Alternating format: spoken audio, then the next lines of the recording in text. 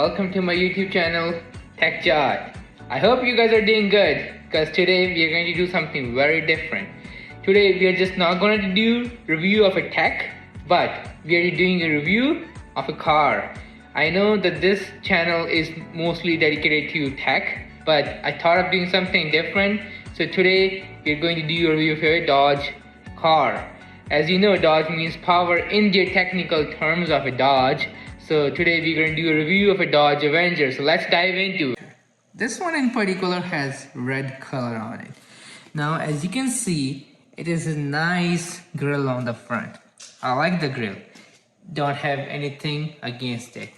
As you can see, there's a Dodge logo on it, which looks very nice on the car. And it has those red stripes on it, black, nice. And then you can also see there's a place for the headlights, but you know, they're fake vents. I would have said that they could have put something real, but you know, for the price point, not a big thing, but looks nice. There's a good amount of ground clearance to the car. Not the best, but nice amount, better than many other automotive manufacturer out there. Nice headlights. And then on the side you can see the lines going, you know, it's a nice how Dodge did it, that the fenders are a little out, give it a little bit sportier look. Now it has 17-inch wheels on it, not the best but not the worst. These ones are not on alloy, so that's the song for the car. Now as we talk about the windows of the car, there's no chrome on it. This is a base model car, but I would have expected a little bit of chrome on the car, but there's none. This is black and plasticky, and you can see there's no flares on the side, nothing. But you can see these curves on here. Look, give it a sporty vibe. Dodge did try to do something with the car, but they didn't do very good on it. But give it a sporty look. There are flares here. They're on the other side as well. And then the gas tank. And then as we go to the back of the car, you can see looks nice. And there's the Avenger logo here. Dodge put a pretty big Dodge on it, as people won't know what it is, right? So yeah, that's how it looks from the back. Nice headlights. And as this is a 2013 model, for the model it's in a pretty good shape, I would say, personally speaking. Nice fender on the back, as you can see here. Looks pretty nice, and nothing wrong with that either. And yeah, that's how the car looks from both sides. So now we'll open up the trunk of the car and I will show you how it looks from the inside, how the engine sounds, what engine it has, and what kind of transmission this car has. And as you can see, this is a 2.4 liter variable valve timing engine. This car in particular comes with a 4-speed automatic transmission. Even though this car did came with 6-speed automatic transmission, but this particular base model has only a 4-speed automatic transmission. Dodge Avenger also came with the V6 in it, but this car doesn't have it. Now as we talk about the horsepower, this car has 177 horsepower with 4-speed of automatic transmission and 166 pound-feet of torque, which is decent for the price. And this car gives a decent average for the gas, which is 20 miles per gallon on the city and 30 miles per gallon in the highway. But even said that, there are different car makers like Toyota Corolla, Honda Civic, which has way better gas average than this car has, but they are on the pricey end. So that's where Dodge Avenger was being made. This was one of the many factors that it was cheaper than those brands that they brought this car into the market. Not just the one, but many. So I will just start the car and you can see how the engine runs. You can see the engine runs pretty smoothly, no knocking.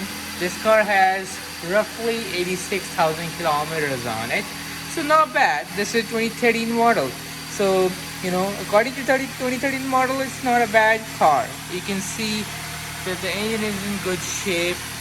but you know, I've heard these cars can last more than 250,000 kilometers and some don't. So you know, it's how you drive those cars. These cars are not the best, but they're not the worst either. So now let's have a look inside the car. We'll go inside the car. This is not anything fancy or anything about it. This is a normal Dodge car. As you can see, Dodge logo on the front. There's you can reset the trips on it. Fortunately, this car comes with a cruise mode. So there's a cruise on off. As you can see, as I mentioned, it has about 85,668 kilometers, so 86,000 kilometers. Car runs smooth, no lights on the front, which is nice as this is an old car, running pretty smoothly. And now we'll turn the AC on. AC is ice and cold and chilly on the car. Well, for the infotainment system, we can say that this is not the best kind of infotainment system you could get for 2013 model. This has aux in it. There's aux, there's a disc, there's AM/FM, there's a disc. That's it. And you know, they could have done something different, but they did not, and that's one of the many reasons that Dodge didn't sold that much. There's traction control, the hazards, and then there's your climate controls down there. No dual climate controls, and then this is your switch. And for this is the back mirror on it, nothing fancy. Turn it on and off. And then as far as your glove box goes, this is a glove box, nothing fancy about it. And then that's your side, and that's your power windows. And yeah, this car comes with power windows. I was thinking there's not gonna be any power windows, but fortunately enough, this car has it.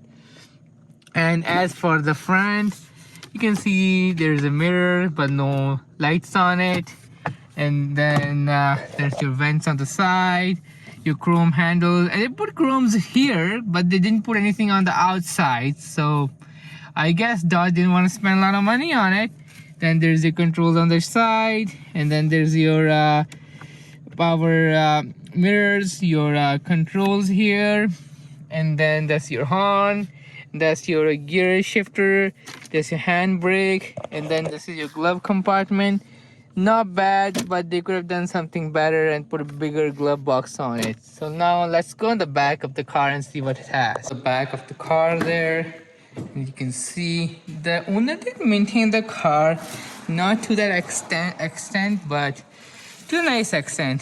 And now you can see from the back there's enough leg room so you can sit comfortably on the back, and the same on the other side.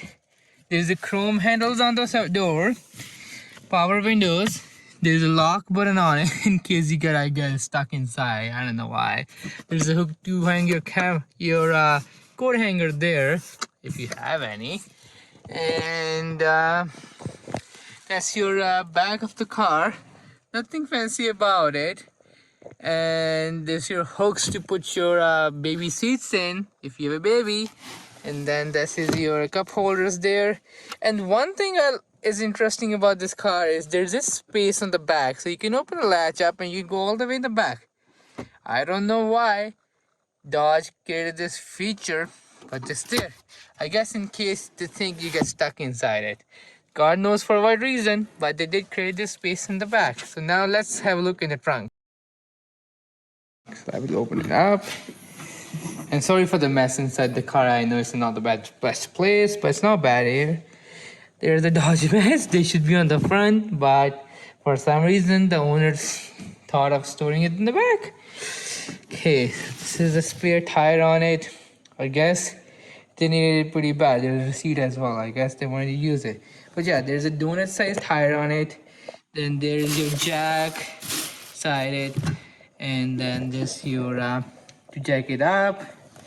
And yeah, it's a pretty decent sized trunk inside. That's the thing I was talking about.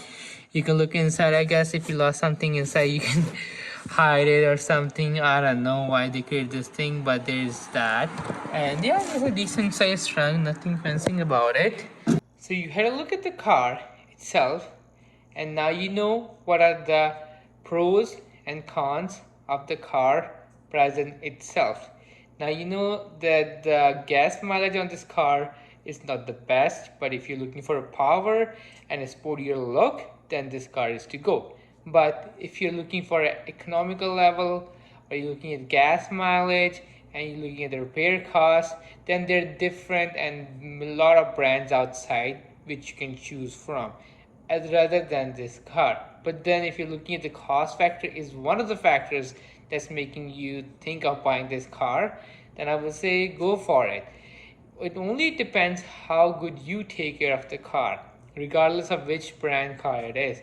If you do proper fuel maintenance, if you repair the car properly, they will run forever. It's just how you take care of it. Or if you're a student and you want something cheaper, because you can get these cars dirt cheap, they're not very expensive cars, then yeah, go for it. And if not, then there are other brand segments present in the market you can choose from. I hope you guys like this video. Please comment and please subscribe to my YouTube channel and please give it a big thumbs up. I will appreciate it. Thank you and take care and have a good day. Thank you.